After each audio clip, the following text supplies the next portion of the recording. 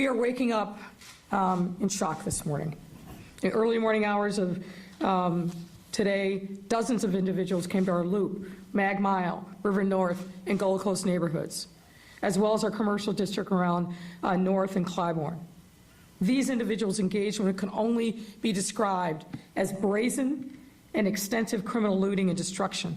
And to be clear, this had nothing to do with legitimate, protected First Amendment expression. As the superintendent said, we are currently investigating reports that this activity was connected to a shooting and resulting activity that took place in Inglewood yesterday. But regardless, what occurred in our downtown and surrounding communities was abject criminal behavior, pure and simple. And there cannot be any excuse for it, period. This is not legitimate First Amendment protected speech.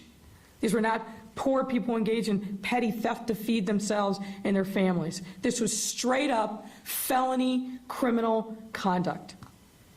We have activated a neighborhood protection plan, as the superintendent alluded to, which involves city agencies like Streets and Sand, CDOT, Aviation, working coordination with the Chicago Police Department.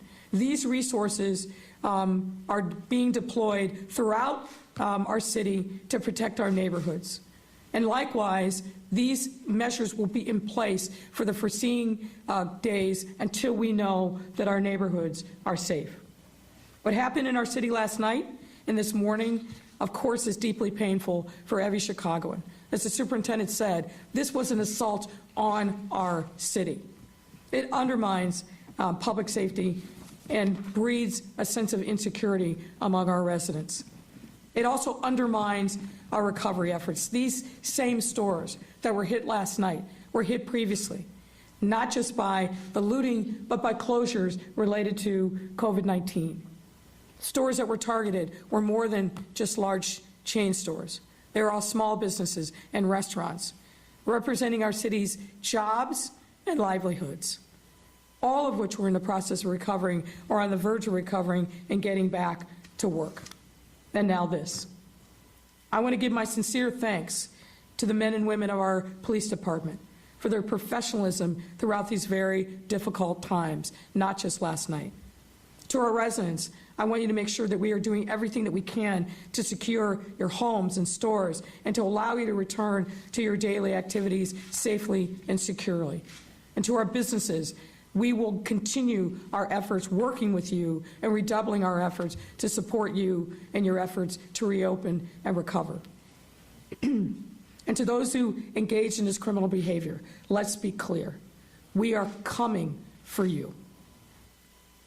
We are already at work on finding you, and we intend to hold you accountable for your actions. I don't care. I do not care whatever justification was given for this. There is no justification for criminal behavior ever. You have no right to take and destroy the property of others. Our residents deserve to be safe. Our businesses deserve to understand and enjoy safety and security of their property and in their employees. And our police officers deserve to be able to do their job without having to worry about shots being fired, projectiles being thrown, and being maced. This is not anywhere near acceptable.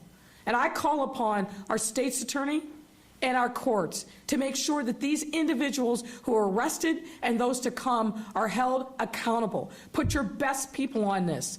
We have made the case. We have the video. We have the officer testimony. These people need to be held accountable and not cycled through the system. And judges that are holding these cases, you need to step up and be responsible. We can't continue to allow this to happen. And as the superintendent said, for people to believe that there is no accountability through our criminal justice system.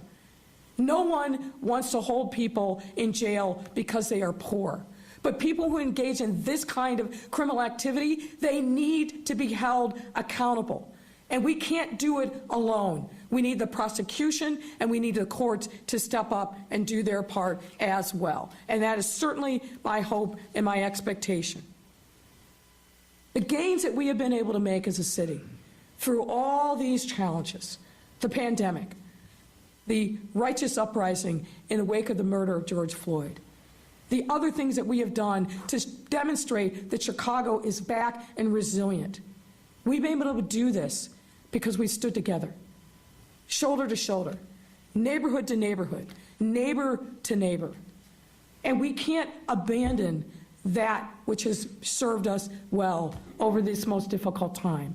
But part of that means that we have to also step up in a time of challenge like this one and give no shelter to the criminals. You've heard me say this before. The people who are the shooters, as well as the people who are the looters. People in neighborhoods know who these folks are. This is your time to step up and demonstrate your allegiance and your loyalty to this city and report these people who are engaged in criminal activity. We cannot do this without you, and we need every single person with knowledge or information to step up. You can do that anonymously by calling the tip line. But we need people to step up. We are not going to let our city be taken over by criminals and vigilantes, no matter who they are, what they're doing. This is a time for us all to step up, and we will do just that.